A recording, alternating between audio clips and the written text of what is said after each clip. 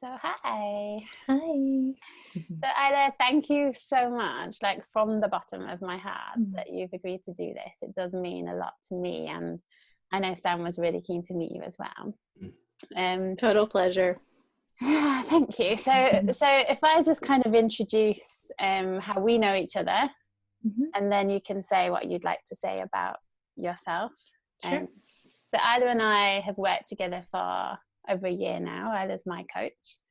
Aila probably more than anybody else has taught me massively about service, like massively. So what I thought I knew about service just got flipped turned upside down, and it seems to go deeper and deeper the more I work with you as well. Mm. And it's not just, for me, it's not just in the words that you say, but it's in how you kind of show up to our coaching sessions and to the groups that I've been part of as well. So I'd love to get into the detail of that throughout this interview. Mm. I actually can't remember how long you've been coaching for, but I know you've worked with Steve Chandler before. I know you've gone through his school, done a huge amount of personal development yourself. And that's the other thing that I love about you as well, is just this like lifelong learning that we talked about recently too. Yeah. So what would you like to share about yourself? Yeah. Well, first, totally happy to be here. I think all the people in your group are so smart to be working with the two of you and learning from you, especially around service. I think it's like the most important quality in this work. I've been coaching for 11 years, and the first 4 very poorly, just hot mess, major struggles. So I say I've been making a living for about 7 years or so as a full-time coach. In the last year and a half, primary breadwinner in my family. My husband is a full-time daddy. Yeah. So, I mean, and I don't know, I've been married, I've been with my husband for 10 years. We have a 3-year-old. I have a bun in the oven due in June. And yeah, I feel like for me, coaching, it's one of those professions that fits me like a glove. It's like, I love running my own business. I love the freedom, and I love being in service. And it's like they just all kind of come together. So I think it's the best profession in the world. Yeah, I agree. Did it feel like that in those first 4 years of hot mess? I hated it. I loved it in theory because I had read every book that Steve Chandler has. Steve, I've learned a lot from Steve Hardison, just Wayne Dyer, Sonia Choquette, Deepak Chopra, Eckhart Tolle. Like, they were all the people I was listening to from the time I was about 11. And it's like, I just wanted to do that kind of work with people. And I didn't like the money part at first. I felt like there was some issue inside of me around being so happy doing what I love to do and getting paid for it. So there was a big hang up in me that really just slowed me down so much, because I had a lot of clients that were paying me $35 a session with no commitments, no follow-ups, no email. No, how I look at it now is like no real service. Aside from the sessions where I was really present, but it was why I didn't love it is it felt really unsatisfying. I didn't get to see people go through any kind of transformation. It was like I'd have a session, and then a month later I'd have the same session with them where we were talking about the same thing. And it was, it was great. I also feel like I needed to go through it to have the experience of feeling the difference between focusing on myself and my discomfort versus being in service to other people, and the real discrepancy in those two experiences. Did that answer your question? Did you ask a question? I did. I was like, was it fun having those 4 years of hot mess? Yeah. But what I'm hearing is like, it was kind of it was kind of critical or essential for me to go through all of that to get where I am now. Totally. Yeah. So almost like shortcuts wouldn't have necessarily got me to where I am. Yeah. Yeah. And I really wanted to stand on the shoulders of people like Steve and Carolyn and my coach I worked with for who really put me on my path, Michelle Bauman, who has since passed away. I wanted to stand on their shoulders. And at the same time, I felt like I couldn't get around the high feed programs. It's like my mind wasn't there yet. So I was doing this other thing that was just such a pendulum swing. And what I do feel like is I inch my way through massive amounts of coaching. And slowly that it's like I got to see through experience what they were doing and why they were doing it. And even though I do it differently than they do, it's the same energy of service and sufficiency and So what am I interpreting this correctly then, in that like there were money blocks to begin with, like you loved what you were doing, so it was like felt kind of ugly to ask for money for it, yet when you flip that around, oh, I'm not serving people properly if I'm not in it for the long haul with them, if I'm not there to support them, like this just one-off sessions is not really in service. Is that kind of one of the blocks that, or one of the things that released that money block, would you say? Or do you want to speak more to that? Sure. I'm sure there's people in the group who are going to have fear of asking for money. Well, and I think anywhere you're at as a coach, it can come up. Even it's like raising your fees or going from $2,500 for 3 months to $20,000 for a year. It's like the same stuff comes up for me as at the very beginning. It's different. It's not the same, but it's, I think money blocks come up no matter where you're at in your career. I remember one of the things that really shifted it for me, and it was a conversation I had with Michelle where she asked me if I was willing to think less about myself. And I was just like, I'm such a egoless person. Like, I don't think about myself. What are you saying to me right now? But she was like, you're making this all about yourself. I was like, no, I'm not. I'm caring about people and their inability to pay, and I want to be sensitive to that. And anyway, in that conversation, what I started to see really clearly, and this is why, and I'm still working with Steve. I've been with him for about 3 years privately, 3.5 years privately, and then in a 6-month program with him prior to that. And I know I keep working with him because those little like truth bombs, they come out and it's a whole new level opens up of awareness. But in that conversation with her, she was asking me, like, what would you do if you weren't focused on, for one, affordability with people, and just focused on what would really serve them? Like, what would you do? And how that translated inside of me, it was like, oh yeah, like what would I tell my best friend? Or what would I recommend to my best friend? And this is like an ongoing thought I have. It's like, what would I encourage? Or my brother, who I love dearly. It's like my brother, if he was looking for a coach, I'd be like, sign up for 5 years and get yourself, and pay a lot so you're all in, because you need that kind of container. But I mean, in all honesty, it's like I can't not feel the truth of what I would say to my best friend or my brother about what I think would really serve them. And I know for a lot of people, putting a stake in the ground or investing in it is a way of making it important. And I can't get around that. It's like, it just feels like a truth. And if I'm focusing on like what I really want to help this person with, it's like, I know I can't do the work for them.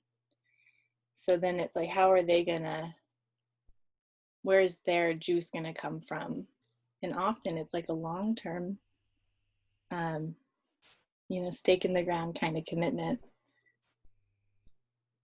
Yeah. So is that shift, just looking at myself and my insecurities, or in the one other thing, it was about letting go of the idea that it's wrong to make money doing what you love. That was so huge for me. was like, this is just a little funny little story. My grandfather passed away about 10 years ago, but and I have this beautiful picture of him on my fridge, and he was like such a fan of mine, but so and so frugal, so like, you know, he counted every penny. And when I would, like, I had to take his photo down at some point just because I was my fees were like, I had like a $5,000 check in my hand for 4 months of coaching, and it was like, Grandpa, like, do you still love me? Would you love me? So do you think his eyes in the photograph were following you were just like judging me, and you know, and it was all coming from inside myself. But you know, that photo has been back up on my fridge. You know, he just thinks I'm the best. And but it was, for me, it was like this relationship with this picture of him that showed my growth with it, where I went from feeling really ashamed of it to just like, gosh, isn't that what we're here for? Yeah. Like, really love our lives and have enough. Was that a long journey, Aila, to get yourself to that stage? I think that it yes and no. And no, in the sense that I was really committed to being a professional coach, and it's like I knew if I wanted to keep doing it, I had to be willing to get paid to do it. As long as I wasn't getting paid enough to sustain my life, I'd always be doing work I didn't really love. And that, so in a way, it was like doing just that fact of like, what do I need to live on? If I'm not willing to receive that, and also keep my eye on balance and like peace of mind and happiness, and not work a million hours. So yeah, just going through the process of being dedicated to that, I feel like it expedited it, because I noticed it's like, oh, people don't hate me. I'm happier than I've ever been. There can't be wrong. Like, I'm not losing friends. I'm actually closer to people. Everything is getting better. Like, that was just this story that was going on. I love what you just said there about, like, I realized I was so committed to being a professional coach, because I think a lot of people, when we say like we're committed to this, it's like, what can I do? Like, I'm doing all of the actions, I'm doing all of this, I'm doing all of that, but not necessarily addressing some of the stuff that's going on in their mind. Like, I'm happy to do anything, I have no fear, but oh no, like, that's different, that feels different, I can't ask for that fee, that's different. Yes. So I love that whole like changing your mindset, and the way you had a relationship with money was part of that commitment to being a professional coach. Yeah, for sure. And that's why I received coaching too, and a lot of coaching. It was like, I wanted to be, just like held to the fire in a way. That I would say, you know, frequently I would say to Michelle, it's like, okay, I want $3,800 for a 3-month program, but I'm thinking about doing $1,800. She'd be like, why? Wait, what? Please tell me tomorrow when we talk that you said 3,800. You know, and those were really important conversations for me to have, and to have somebody kind of holding for what I really wanted, even when I would kind of go be a little slippery with it. Yeah. So she was there believing that you would create clients at that value, even if you weren't necessarily seeing it that way right then. Yeah. Yeah. And I was also, I think I'm a great client. That just in that I would write to her and say, I want to do this, but I'm thinking of this, like, please tell me why I should do the first thing, like, help me stay on track here. And she, so I think I helped her coach me, because I was clear about where I wanted to go, but I still was aware I did still have all the same thoughts that said it was wrong and it was bad. No, and I love that. Doing something bad to people too. You know, somehow. It does feel funny at this juncture, but it felt really real in the beginning. Can you, sorry, Sam, have you got a, do you want to throw in? It's fine, you go now. I'd like to actually ask a question. Go for it. Yeah, can you put your hand up if you want to speak, please? Sam, I'm going to pick on you. Yeah. I need a little bell. Yeah, I or see a your light hands or raised.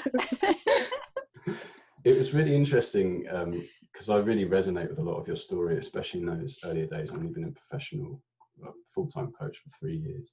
And it is really messy. And I'm kind of still in that phase to a large degree. And you shared about being committed to being a professional coach. And I'd just really love to hear what your version, your interpretation, what you believe is a professional coach. What is that? What does it look like? What does it mean? Can I answer the question that I thought you were going to ask first? Sure. Is it a Because I better think question? it's better. Yeah, no, I'm just kidding. That was probably what I was going to ask you, Aila. You two are so similar. We're really in sync. No, I love your question, and I will answer it. What I thought you were going to say is, like, what did that commitment look like, or what did that commitment mean? I just want to. Was that it, Lisa? Yes.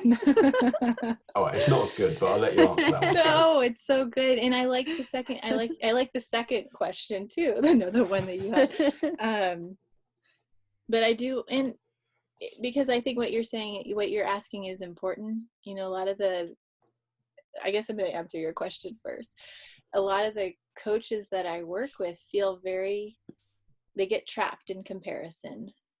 Like really stuck in it, and I've had and one client comes to mind where she's she has a full-time job that she's going to stick with because she's retiring in a couple of years, and she's spent 20 plus years in her profession, but she's been coaching for about with me for about 3 years, and she has always had clients. She's always had 4 or 5 clients that she's fit in. She works a lot of hours.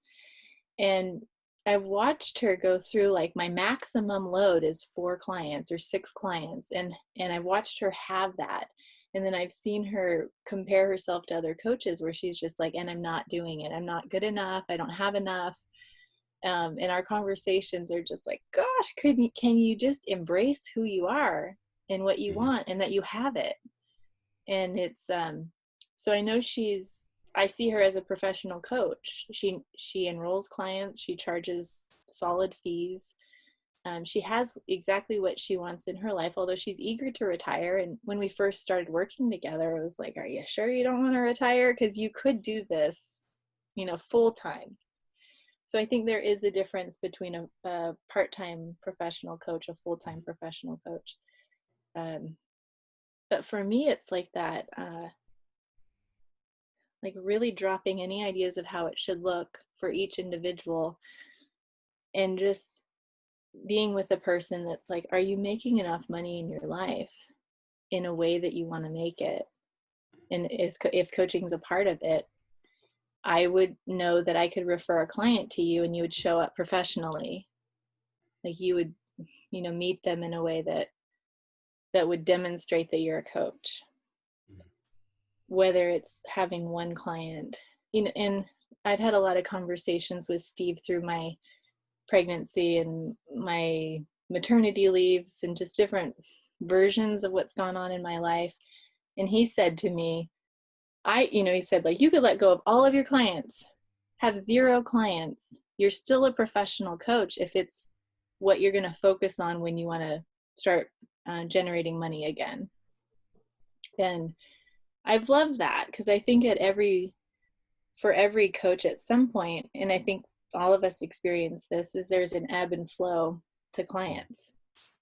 And I think it's an unfair judgment a lot of coaches make, especially newer, that it's dependent on the number of clients they have.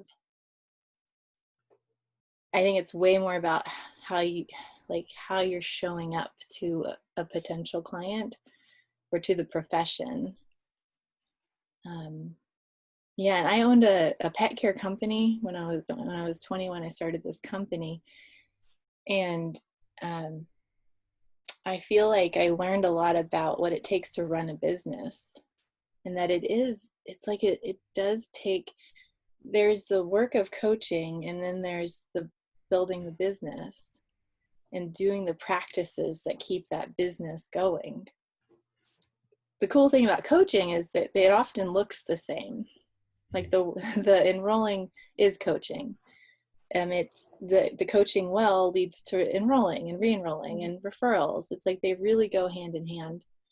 But there are things, if somebody wants to create clients that is different than just straight up coaching. It's like setting time aside, connecting, serving. And that piece, I feel like, is a demonstration of whether you're a professional coach or not, or you're just kind of like, if I get a client, great. If I don't, it's fine. It's kind of a different energy. Yeah. Yeah. And I know also the way I create clients now is way different than I did when I was first starting out. And I am definitely a professional coach, but it's different, although the enrollment process is exactly the same. And now I'll answer the real question. I've got another one now. What's that? I've got another question now. You do. Yeah, let's just hear I'd love to hear your other one. Did you forget my last question? It's okay if you did. No, I remember what I wanted to say. I just would rather hear your questions than mine. Well, you said that your enrollment was different. I'm just really curious what that meant. I think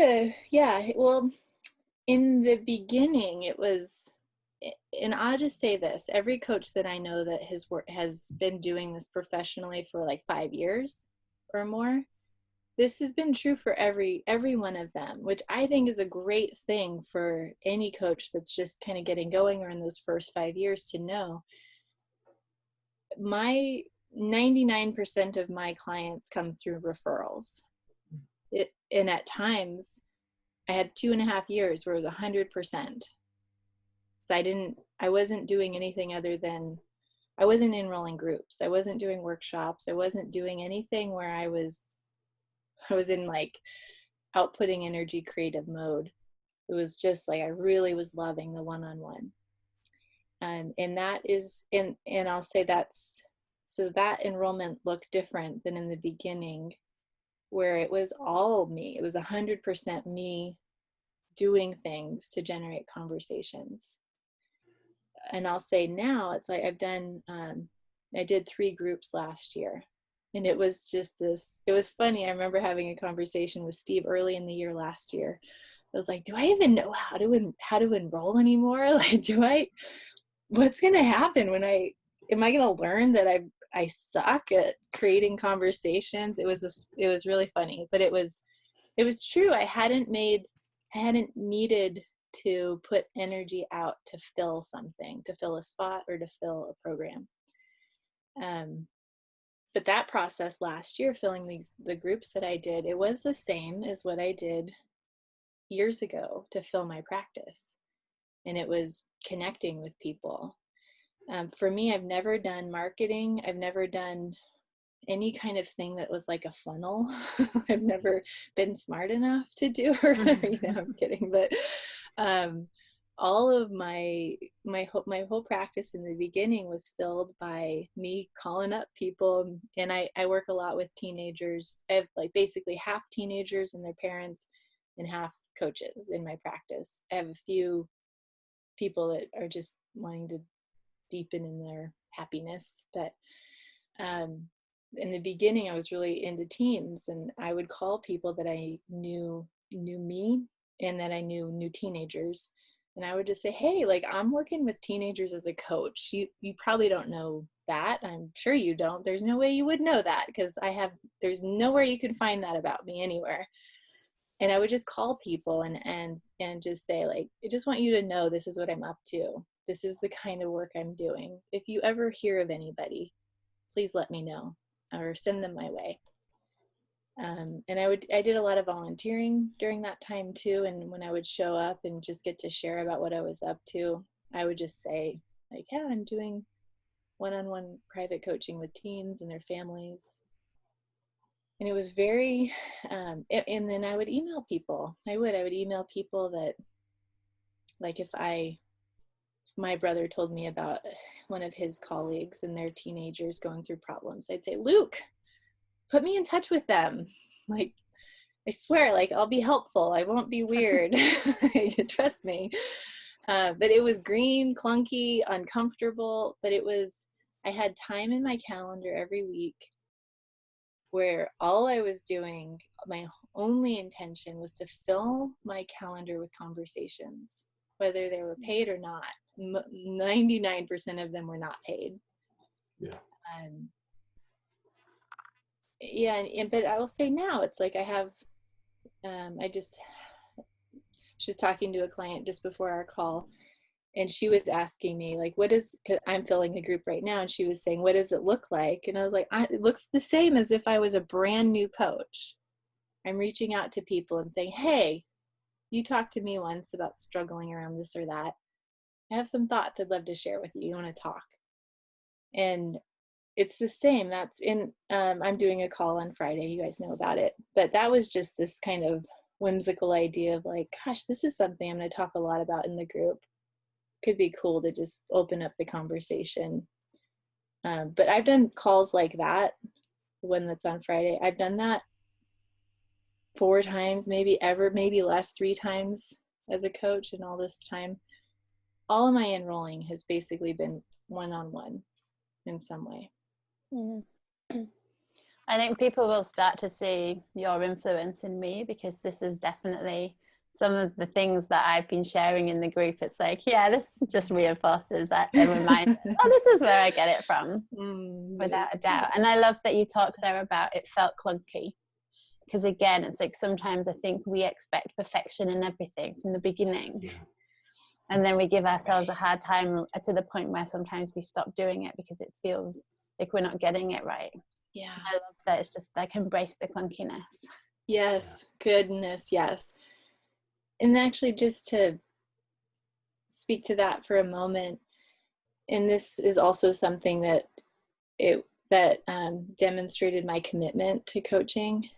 It was getting really clear that, like, no matter how bad it went in the beginning, like no matter how many no's I got, no matter how many times I felt like I just screwed it up in some way, or like that person is now mad at me or thinks I'm a money grubber, or like whatever the feedback, what I felt really clear about was that I wasn't going to stop. And it was a real, oh man, like such a feeling of relaxation, that it was like, I don't need to get this right. I don't need to actually even feel like I'm doing a good job. Am I willing to just keep going? Because I know this is what I want to do. And part of that was if I can figure out how to do it in a way that feels really good to me. and that's a whole other kind of conversation. But yeah, I think I had to, that part of like letting go of the idea that anything is riding on one converting a client or one workshop going well. It was just so relaxing. Like, I can just go screw up this session. I can go screw up this workshop, and I just get to keep going. And it was great because I know it made me feel freer and to show up and do even a better job than I would have if I felt all that pressure to have it go well. Yeah. It's like a permission to just get messy. I love that. And I feel like the truth is, the more free I feel in that permission, the less messy I am, the more like authentic and present and playful even. It's not so serious and so intense. Aila, do you have time to share with us the story? I know you've shared it with me before, but I think it would be really powerful for people to hear. So you've said that your practice went from like 35K one year to 135K the next year, like an incredible steep jump. Yeah. And I know that you were having a difficult time through pregnancy as well. Yeah. And so a lot of people when they're in coaching or going into coaching or growing a business or even outside of coaching, it's like I know myself, I fall into victim mode when I'm not feeling very well. So it's like, oh, I can't possibly do that today. I'm sick. And you have this really inspiring story about how your business did that despite going through a really difficult time. Do you have time to share that? Sure, yeah. And I'll try to be brief too. Yeah, I have a pregnancy condition. It's hyperemesis gravidarum, and it's basically 24/7 nausea, vomiting from day one until delivery. Sometimes it's different. Right now I'm experiencing it. I'm 18 and a half weeks, and it's kind of lifting, which it hasn't lifted for me in my previous 2 pregnancies. But yeah, with my son, so this was 2015,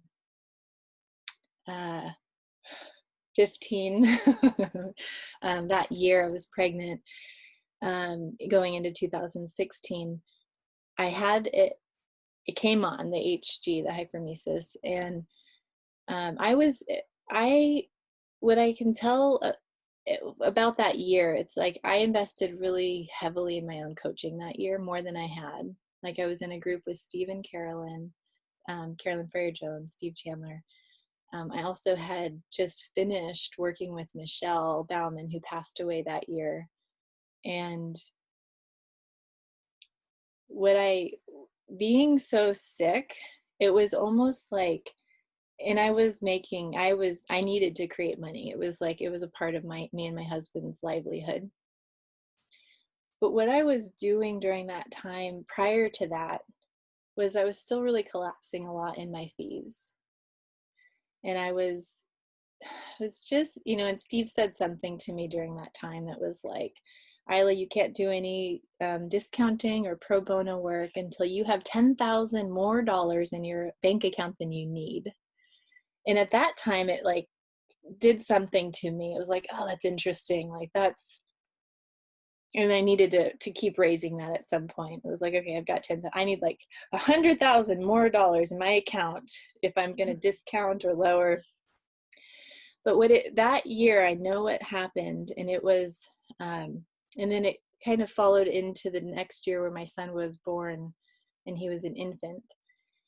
And I didn't want to, it was like the year I was pregnant, and then when he was an infant, newborn, what I felt is like I didn't have the energy or the bandwidth to mess around. It's the best way I can put it. It was like every single call was going to make count. And I can tell how how I showed up to those calls with those clients. Most of those clients I still have from that year, and I know why. And it was like coming into this space of like, I'm going to give you everything I have right now because I feel like I'm going to die, and I don't know if I'll ever see you again. And like, we got it. If I can help you, I'm going to help you so much right now. And it was this different kind of energy. And I don't know, there was something for me that just went all in with serving people really well and not knowing where the chips were going to fall. And it was also, I knew I couldn't have the same amount of conversations with people. I had it with several different people. It was like each person I treated like they were potentially going to be my only client. And if I could serve them really well in that session, and then I would write them way longer emails than I normally would, but in the emails kind of after those sessions, I'd really just pour on a lot of love, appreciation, new thoughts. Partly it was easier to write emails than to talk to them, way easier. And it was like my conversion rate went up so high, and my fees, I knew I couldn't. It was like during that HG experience, I had about 2 hours a day where I could really work. And it was like those spots were like precious. So I wasn't setting up calls with people. And this is interesting. I've kind of gone through different variations of this, but I wasn't setting up calls with people who weren't all in, like ready to receive coaching. And I have a different screening process at different times. Usually I don't have one at all, But during that time and that year after, it was just, everything up leveled for me. My service, my attunement to like, is this person, where are they ready? Like, do they have a readiness about them? And then my fees, I just took risks. I was like, I'm not going to be able to work with as many people. So I'm willing to fail. I'm willing to like have this person leave disappointed at the end of the 6 months. I'm willing to risk that in service to having now just one client instead of maybe 4 to make up the same fee. You know, and again, I had most of those, not most of them, but I have a good chunk of those same clients still today. The other thing was, I came in, same thing in the year, when my son was born, it was like, I didn't want to be away from him for a second. So my I let go of a lot of clients that time after he was born that I didn't really want to work with. It was like leaving this like little ball of love and joy to go and sit with somebody that's like a wet blanket, like I'm not getting anywhere with. And so I referred out a bunch that year, and I just feel like it opened up this space to steal a Lisa term, like in my, like the avatar, like the kind of client I wanted to work with. So, and I know I could have done that years ago. Didn't take a baby, didn't take HG. It's just, anybody could do that at any time. Just get into that like level of clarity that every conversation is the most important one, might be the only one you have with somebody. And people have the freedom to say no to a program. So I can ask for anything. I mean, I could be really honest about what I think would serve them and know that they can say no. And I didn't really do anything less than the fees I was holding for that year. It was just like, this is really what I'm only working with a limited number of clients, and this is the program. It's okay if it's not a fit, but if it is a fit, great. I'd love to work with you. And I feel like a lot of the habits I developed during that time have just stuck around. Yeah, that's cool. It's like how to really own something, isn't it? Like, here's my circumstances, here's what's happening. Yeah. And I could fall foul of them and just decide, oh, I can't do this. But it's like, what can I do? What can I create? Oh, I can create a 2-hour day. Yeah. And I can do more online in terms of email correspondence where I don't have to be in front of a screen the whole time. So it's like, you've just really taken ownership of what's going on for you in that particular part of your life and created a business model that works around it. Yeah. Well, and that's just another fun thing to look at is I've worked with, that year in particular, I worked with like a third of the clients that I had been, and I made $100,000 more. Like, I mean, just that alone was like, oh man, I could have been doing that like 7 years ago. Or maybe not, you know, maybe not for me. Me contributing 30 to 40 grand a year was really good for our livelihood. It felt nice. It wasn't we weren't suffering. It was just a nice balanced life. But I thought that to make more, I'd have to work more. Instead of seeing like, gosh, I could just keep adding value to the clients I have. And that's a different way of doing it. Sam, did you have another question? I know you had something kind of that might fit in where we are right now. Yeah, and definitely. Then we'll wrap up. Well, it was really interesting how that kind of came full circle back to what we were talking about earlier about commitment and how just committed to yourself as well you were in that time. It's just, it's really inspiring. Love that. Thank you for sharing it. I'm kind of really curious. I had 2 questions, but I'm just trying to sort of think about the one that the guys and us would benefit from the most. You can ask them both. So, do you know what, actually? No, I'm going to ask this one. So, obviously, 7 years in, you've worked with some fantastic coaches. Obviously, you're an incredible coach yourself. And what I'm really curious about is, where are your edges now? You know, where is your edge? What is it that you see as like a, I don't know kind of moment? What is that for you now? Well, I just went through one that, just with this current pregnancy,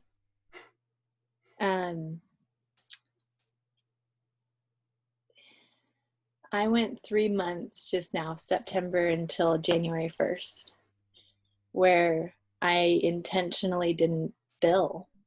I didn't create any new work. I didn't create any new clients. I was fine financially. Like, we had planned on it. It was fine. It was so uncomfortable for me. Just like on a practical level, on a business level, on like I was really, really, really sick. I was working with, I was running a group during that time. So I was seeing them once a week. I went cut down to like 3 or 4 clients a week for about 10 weeks there. And I'll just something, Lisa, you had mentioned before, about feeling sick and not wanting to work. I worked with my coach, Michelle, when she was going through a cancer diagnosis. I watched her show up for me, like in the hospital. We were having sessions. She was in the hospital. It's like, Michelle, like, we can reschedule. And she's like, why? Like, this is the thing that gives me energy. This is the thing that like really enlivens me. Why would I reschedule? Because my body's not doing well. Like, my heart, my soul are fine.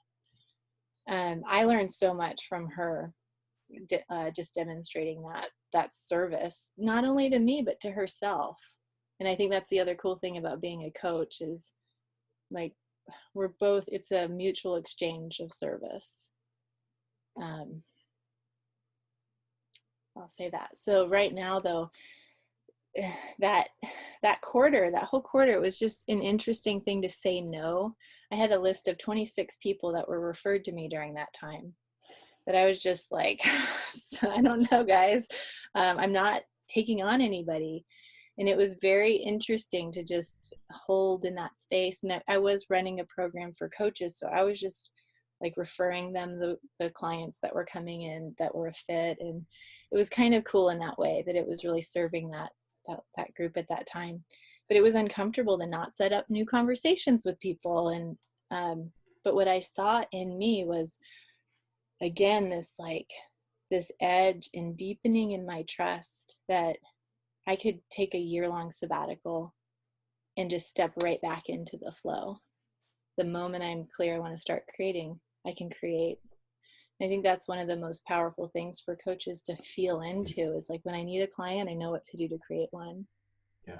And I want to share this just because it's relevant. It's like, no enrollment, nothing new, no positive money coming in, just outgoing money for 3 months, which I think is good for new coaches to see too, that can be true for them as well. It's like, there can be a desert, just a total ebb. And then for me, I just set this intention. It's like, I want to fill this group that's coming up. I want to take on a couple more private clients. And that's it really this year, just with planning on having a baby and what I already have. And it's like, in the last 7 days, I've billed about $45,000. And it was just like, I'm clear on what I need to do. I know how to set up conversations. And it's, I'm not unique. I'm saying it more as like, that can happen for any coach, that just like desert and then the flow. And I know what I did. It's like, I know I put that energy out to create conversations and to connect. But that's something I'm always feeling into, is that balance of, how do I not create just to feel good about myself, but create when I feel like it's not healthy for me to create when I'm going to have like a new baby and postpartum life. Like, it's not healthy or needed. And I think as a business owner, it can be really tricky to really see those lines and to feel comfort in them. And then to feel right now, I feel like I'm alive. I'm not throwing up all day. All I want to do is create. It's like, great, go for it. And I'm planning on being able to show up for everything. But to stay in that space of like, I want to feel what enough is when it's enough. I want to feel when it's not enough, when I'm like, yeah, I want to get more going and honor it. And that's always been an edge for me, because I just love doing and creating and manifesting. It's so fun. Yeah, I can imagine that's an edge for you, actually, because I know even the way Aila has worked with me and with other people is like, if she has free time, you might get a call from her. Like, there might be an offer of do you want to do a spot call? Like, if you've had a hard week when you last talked or something, there's a genuine like just desire to serve and hold your hand and make sure that you're getting through it, moving through it. So I can imagine that, like, I'm not reaching out, I'm not enrolling anyone. It's quite an alien feeling for you for 4 months to sit with. Yeah. Truly, yeah.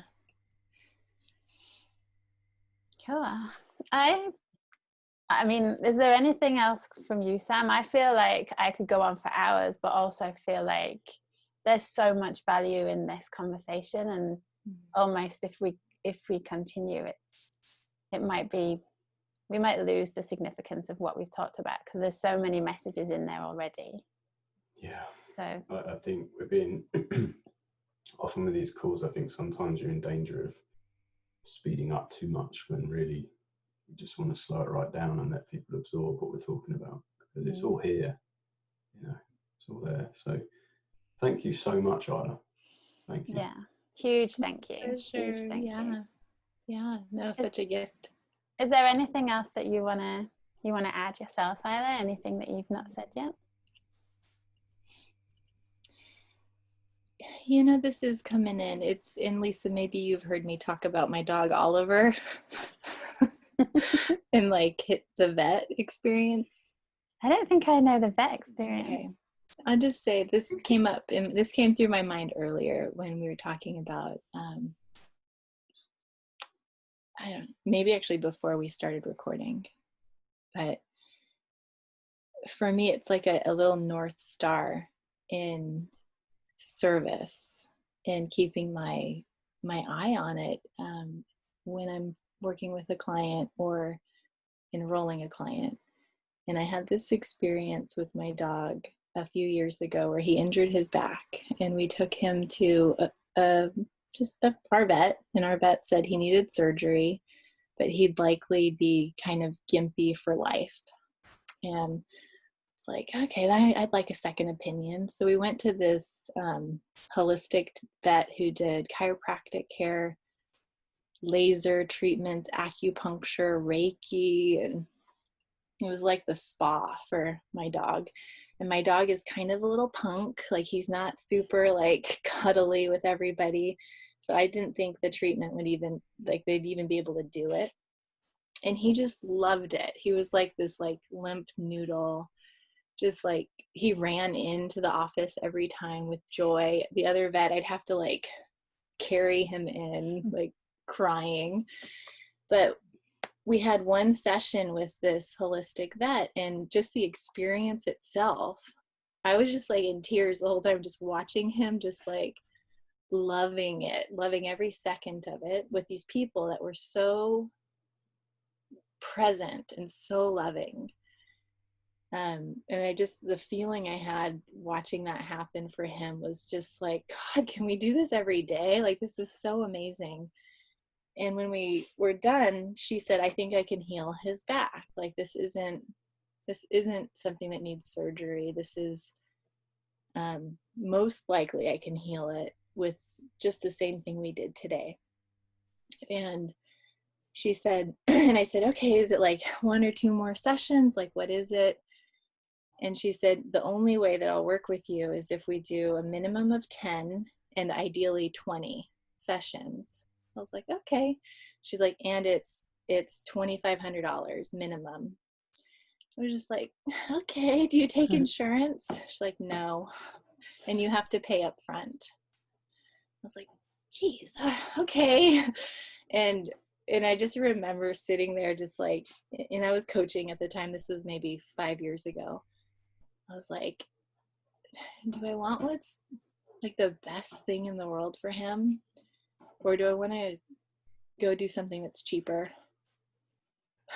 and it was, and she's making me commit to doing, if we're going to work with her. And she said this thing, she was like, I want to stand by my work. I don't want anybody to ever leave my office and say, after 1 or 2 sessions, nothing happened.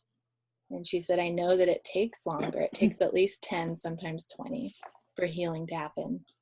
And it was just this amazing metaphor for me for coaching.